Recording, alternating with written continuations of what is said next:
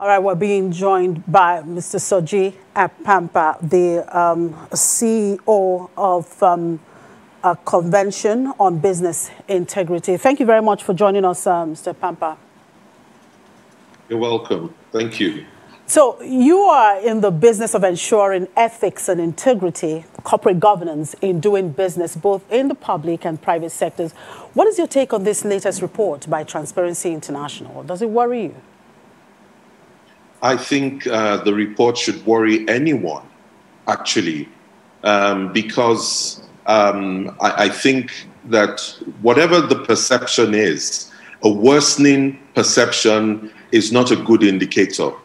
And improving perception is a better indicator. So we have to be really worried about this negative trend. Yes. Okay, there is this argument about the report not showing incidences of corruption, but a mere perception about a state of corruption in the country. Can a mere perception be used to judge the integrity of a country or an organization? Okay. So if you look at Nigeria's perception index, if you do an analysis from like 1995 up to present time, perception or not, you will find that Nigeria used to keep a certain company. If you look at those who scored 2 steps above Nigeria and 2 steps below Nigeria and put them in a class by themselves, you will find out that for a long time, we were keeping company with Azerbaijan, Kyrgyzstan, and so on. But today, they are seen as better off than Nigeria. So we're no longer in that class that we used to belong to. They are now like scoring 30 or 31, with Nigeria still at 25.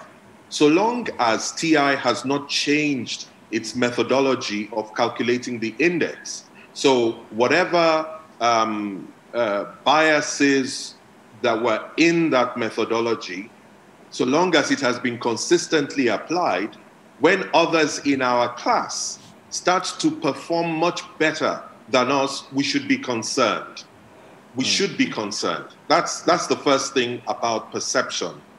Right. But in terms of actuals, in your question, yes, perceptions are not reality, but it's like saying smoke. Yes, smoke is not fire. Smoke is just something that indicates that there could be fire. So yes, we understand that they're not the same thing. But has Nigeria put something in place to ensure that there would be no longer any smoke coming out? Is that why we're complaining that people are not looking to see whether there's fire at all? So how does this report support policy making, not just in the public sector, but the private sector as well? I think you'll find that it would be even more concerning to the private sector, because the private sector, in trying to raise loans, they always ask them about, especially international loans and international investment, investors are all concerned about the corruption status. And for good or for ill, the Corruption Perceptions Index is always a starting point for international investors, because it gives them some kind of barometer that they can use to look and compare one country with another, because the methodology is the same. So if it is flawed equally for all countries, not just Nigeria.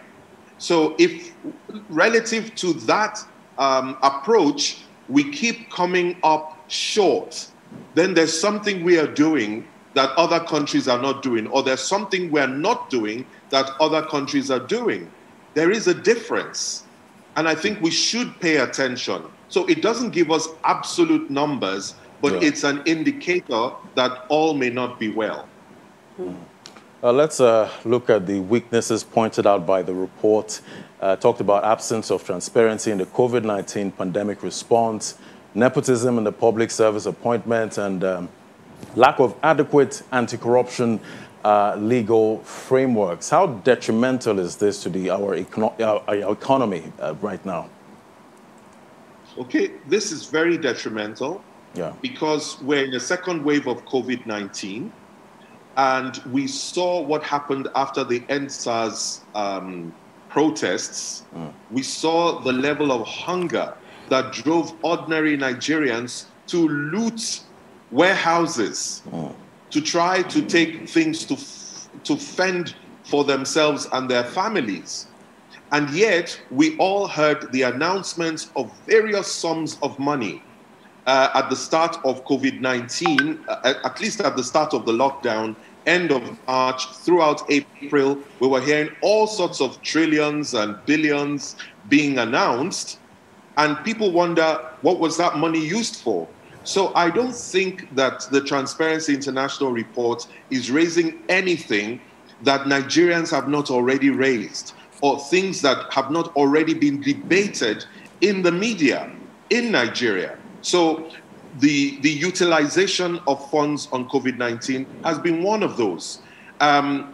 Even by the time we were getting the second wave, we're hearing stories about a shortage of oxygen, and oxygen being traded in secondary illegal markets, and so on, oxygen tanks being traded. So when you look at all of that, you wonder what kind of preparedness the country had, and what all the monies that were announced, actually not inferred, but announced by the government, what all those monies were actually used for. So if ordinary citizens still don't know, and people are unsure, it will affect business, and it will affect the government itself, because the country's sovereign credit rating comes from all of these fundamental issues. And because we've not quite dealt with them, I expect that eventually, when there's a next round of ratings, it might come up in that as well, that Nigeria is still not dealing with the fundamental issues related to its governance. All right. Now, the report calls on government to examine the drivers behind its deteriorating anti-corruption image and, of course, consider actions. For you, what sort of actions do you think is needed now in this regard? How best do you think the government can respond to this report rather than the argument? Okay. May I say something that may sound controversial, which is I think the government should do less on fighting corruption and do more to build integrity. And I'll explain what I mean. While the government has been fighting corruption, there has been an effort ongoing in the maritime sector to build an integrity system which allows international parties who engage with our ports to have a system where they can avoid corruption. So they negotiated with the agencies at the ports, standard operating procedures. They said, what if these procedures are not followed? What can we do? There is a grievance reporting mechanism housed at the Nigeria Shippers Council. And 3 years ago, for instance, if you had an alleged infraction and a government official was demanding some fine and you thought it was bogus, you were able to escalate that through the Shippers Council and this grievance reporting mechanism, and it used to take up to 3 days or more to resolve.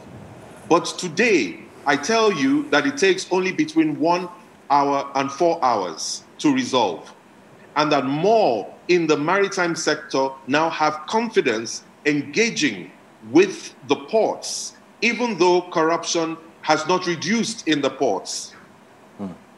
Integrity has been built through a system, so those who know are able to choose an alternative to corruption and go and do their business without having to make corrupt payments. And until and unless more people and a critical mass of users of the ports now choose that system over the corrupt system, you will not change what is there. But hammering about corruption, trying to arrest people, it's good, but it will not work without building a system of integrity.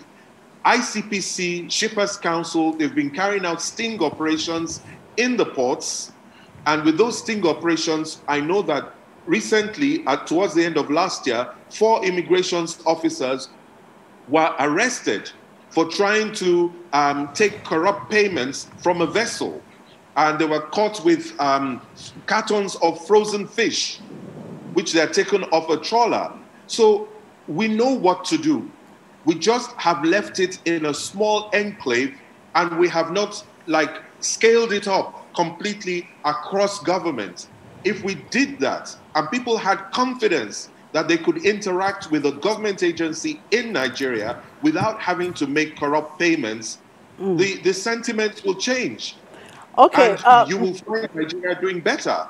Yeah, Mr. Apampa, all right. Considering what you have just said now looking at some of the countries that seem to have performed better, even in sub-Saharan Africa, we have Seychelles and Botswana, Cape Verde, and then when you look at globally, you have Sweden, Denmark, Singapore, and even Cote d'Ivoire that have been doing poorly is even improving significantly. Do you think what you talked about, building ethics, could that be how they were able to deal with corruption in their system? Okay, let me be clear. I'm talking about building integrity systems that allow you to do the right things and do things right. I don't know the situation in Cote d'Ivoire, but certainly I know the situation in a small country called Rwanda. And certainly in Rwanda, there is a strong consequence management system that goes with building an integrity system, where if you find that you are unable to do the right thing because of a government official or to do things right, you are able to escalate it, and you are certain that the political leaders will come down, that there is a system that will come down heavily on those who are preventing you from doing the right thing. I'm not sure we can say the same of Nigeria. Okay. All right. Thank you very much, Mr. Soji Apampa. It's always a pleasure talking to you. Thank you for your time. Thank you very much indeed.